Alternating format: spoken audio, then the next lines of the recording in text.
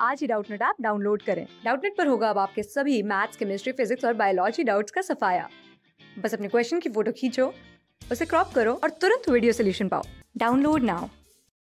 तो सवाल यहाँ पे पूछ रहा है, draw schematic label diagram of a fertilised embryo sac of an angiosperm. यानी कि एक एंजियोस्पर्म के फर्टिलाइज्ड एम्ब्रियो सैक का हमें एक डायग्राम बनाना है। साथ ही साथ ये पार्ट पूछ रहा है हमें उस एक डाइकोट प्लांट की एम्ब्रियो की डेवलपमेंट बतानी है। तो आइए दोनों पार्ट के लिए एक डायग्राम बना लेते हैं। दोनों पार्ट का जो डायग्राम है यानी कि जो इमेज है वो मैंने आपको नीचे पेस्ट कर दी है। इसके थ्रू मैं आपको सारे प्रोसेस समझा दूंगा। सबसे पहले बात कर लेता हूँ एंजियोस्पर्म क्या होते हैं। एंजियोस्पर्म होते हैं हमारे फ्लावरिंग प्लांट, यानी कि हमें किसका एम्ब्रियो सैक देखना है। एम्ब्रियो सैक किसका देखना है? फ्लावरिंग प्लांट का देखना है। बात करूँ अगर एम्ब्रियो सैक के बारे में, एम्ब्रियो सैक क्या होता है? ये होता है हमारा एंजियोस्पर्म्स के अंदर फीमेल का गैमेटोफाइट, यानी कि जो फीमेल का गैमीट बनता है हमारा, जिसको हम एक्स सेल बोलते हैं, वो हमारा फीमेल गैमेटोफाइट यानी कि एम्ब्रियो सैक के अंदर बनता है। अब ये बोल रहा है कि जो एम्ब्रियो सैक है वो फर्टिलाइज हो चुका है, यानी कि जो हमारे फीमेल गैमेटोफाइट के अंदर यानी कि एम्ब्रियो सैक के अंदर जो एग था वो फ्यूज हो चुका है हमारे स्पर्म सेल के साथ। किसके स्पर्म सेल? जो हमारे पोलन ग्रेन के अंदर से आए हैं उनके साथ ये फ्यूज हो चुका है, यानी कि फर्टिलाइज हो चुका है, इसलिए इसको बोला जा रहा है फर्टिलाइज्ड एम्ब्रियो सैक। अब मुझे इसका बनाना है एक लेबल्ड डायग्राम। तो यहाँ पे अगर मैं बात करूँ, यहाँ पे जो हमारा ए पार्ट है, ए पार्ट क्या दर्शा रहा है? ए पार्ट दर्शा रहा है fertilised embryo sac showing zygote and primary endosperm nucleus. यानी कि अब मैं बात कर लेता हूँ। सबसे पहले अगर आपको एक मैं रफ स्ट्रक्चर बना के दिखाऊं तो हमारा जो एम्ब्रियो सैक है वो कुछ इस प्रकार से होता है। जो हमारे नीचे है यहाँ पे हमारे दो सेल होते हैं, ये दो सेल इनको हम बोलते हैं सिनर्जिड। सिनर्जिड के ऊपर हमारा एक एग सेल होता है, बीच में हमारे दो सेल होते हैं जिनको हम क्या बोलते हैं? पोलर न्यूक्लियाई बोलते हैं, और ऊपर होते हैं हमारे तीन सेल। तो ऊपर हमारे तीन सेल होते हैं जिनको हम बोलते हैं एंटीपोडल। तो यहाँ पे अगर मैं बात करूँ, ये हमारा एंटीपोडल है, इसको हम एंटीपोडल बोलते हैं। और ये हमारे एंटीपोडल सेल्स हैं जो कहाँ पे होते हैं? वो हमारे चलाजल एंड पे होते हैं। और ये वाला जहाँ पे हमारा एग अपरेटस होता है वो हमारा माइक्रोपाइल होता है। तो बात करूँ अगर हमारी फर्टिलाइजेशन हो चुकी है तो आपको पता ही है हमारे एंजियोस्पर्म के अंदर कौन से टाइप की फर्टिलाइजेशन होती है? एंजियोस्पर्म के अंदर होती है हमारी डबल फर्टिलाइजेशन।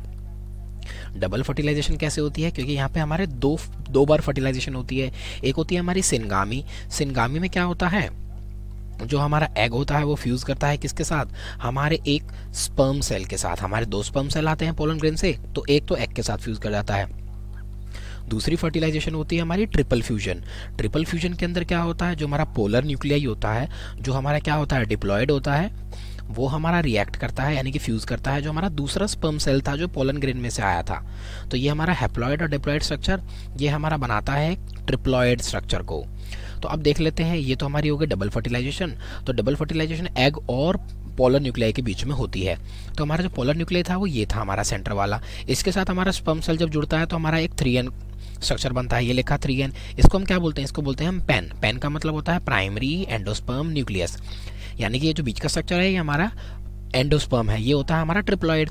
ये हमारा एक फर्टिलाइज एग है, जो ए पार्ट है वो हमारी फर्टिलाइज एम्ब्रियो सैक है। साथ ही साथ हमारा जो स्पर्म सेल है वो हमारे एग के साथ फ्यूज कर चुका है, तो हमारा वहाँ पे क्या बन गया है? वहाँ पे बन गया हमारा डिप्लॉयड जाइगोट। जो हमारे सिनर्जिड्स थे वो डिजनरेट होना शुरू हो गए हैं, साथ ही साथ जो हमारे एंटीपोडल्स थे वो भी डिजनरेट होना शुरू हो चुके हैं। तो ये हमारे एक डायग्राम है किसका? हमारे फर्टिलाइज एम्ब्रियो सैक का। अब मुझे बात करनी है डाइकोट प्लांट की, उसकी एम्ब्रियो की डेवलपमेंट की। सबसे पहले बात करूँ अगर मैं एंजियोस्पर्म्स के बारे में, तो जो एंजियोस्पर्म्स है उसके अंदर हमें दो ही कैटेगरी देखने को मिलती है। एक होते हैं हमारे मोनोकोट और दूसरे होते हैं हमारे डाइकोट। ये डाइकोट और मोनोकोट किसकी प्रेजेंस पे होते हैं? ये होते हैं हमारी प्रेजेंस ऑफ कोटिलिडन्स।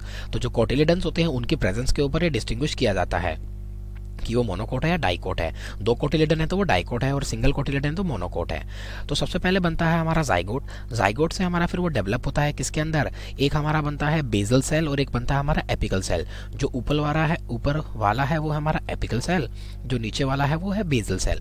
जो बेसल सेल होता है वो हमारे सस्पेंसर को बनाता है, ये रहा हमारा सस्पेंसर। और उसके नीचे हमारा क्या है? फिर हमारा एक ग्लोब्यूलर स्ट्रक्चर बन जाता है, जिसको इस पूरे स्ट्रक्चर को हम क्या टर्म करते हैं? इस पूरे स्ट्रक्चर को हम टर्म करते हैं ग्लोब्यूलर एम्ब्रियो।